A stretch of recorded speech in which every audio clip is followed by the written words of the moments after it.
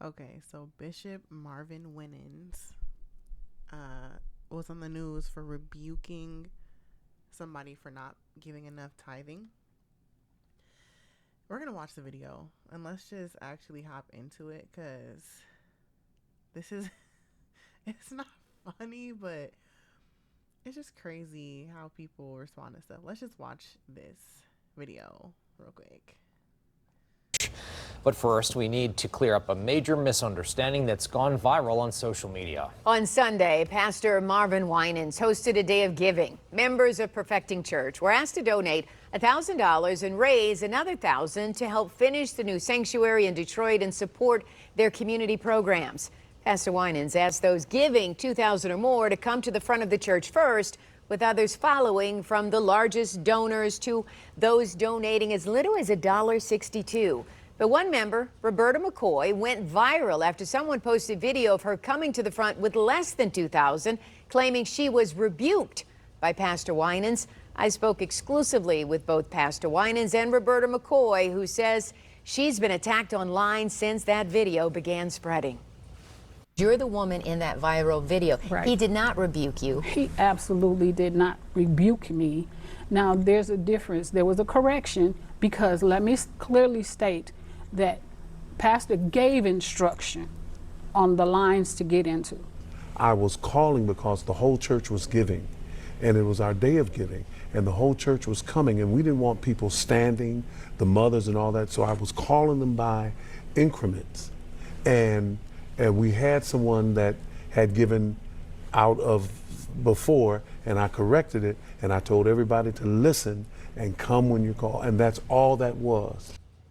Roberta told me Pastor Winans personally apologized to her. She's been a member of Perfecting Church since 2013 and has given faithfully over the years and will continue to do so. Real estate investors, we will help you build a six-figure real estate investing portfolio in the next year, or... Okay. Can you believe that this guy in this picture is me? No, I can't. I'm just kidding. Okay, so...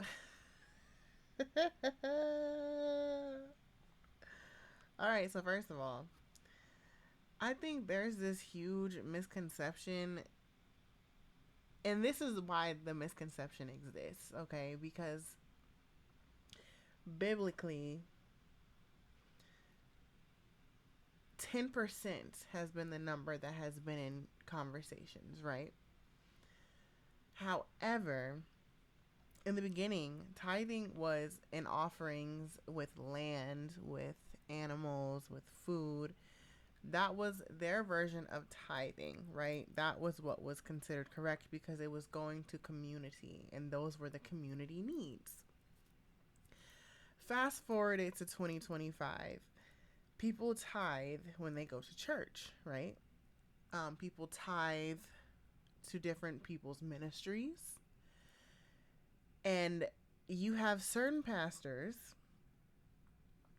like Bishop Winan, as an example. Anyway, he's trying to build a mega church, right? So he has got this goal in his mind, like, I'm going to build this mega church, this huge building. They're saying like it's been in construction or under construction since like 2013. They've been trying to raise the funds to build this huge mega church. Mind you, it ain't even that many people in Detroit. Not trying to be funny, but let's just be honest. Like, anyway, he's wanting to build this mega church. That is his goal. So he has his congregation, and they are coming up and they are giving they're tithing, right?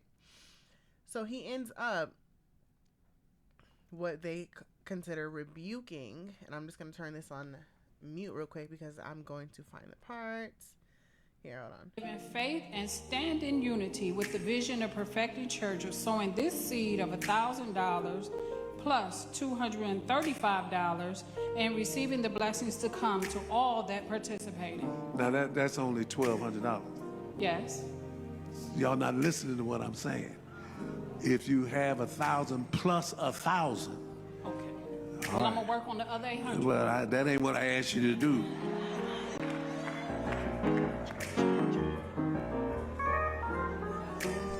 It had to be the man. Okay. So there is the infamous clip, right? We see the response in the beginning. There's an infamous clip that we just seen. How in the world is that not a rebuke?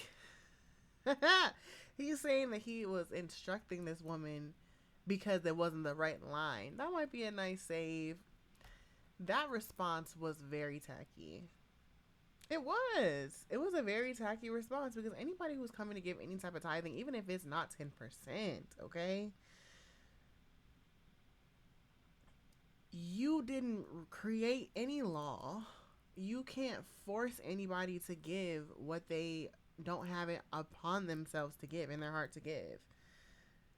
That's the whole point of giving. It's supposed to be from an honest, sincere place from your heart. And that's the genuine. It doesn't matter if it's $1. Doesn't matter if it's $50. Doesn't matter if it's $100. If you have your own specific goals in mind of trying to build a community, a mega church, then there's different ways to go about that. You should be reaching out to nonprofit organizations, there's so many different foundations that can help lead you in the right direction to getting certain funds that you need to save up. But if you expect that, first of all, it's hard in Detroit. It ain't even that many people in Detroit. It's hard in Detroit. He's expecting the members of his congregation to all give $2,000. It's not funny. It's just like, wow. And then it's like, what is the purpose for the mega church?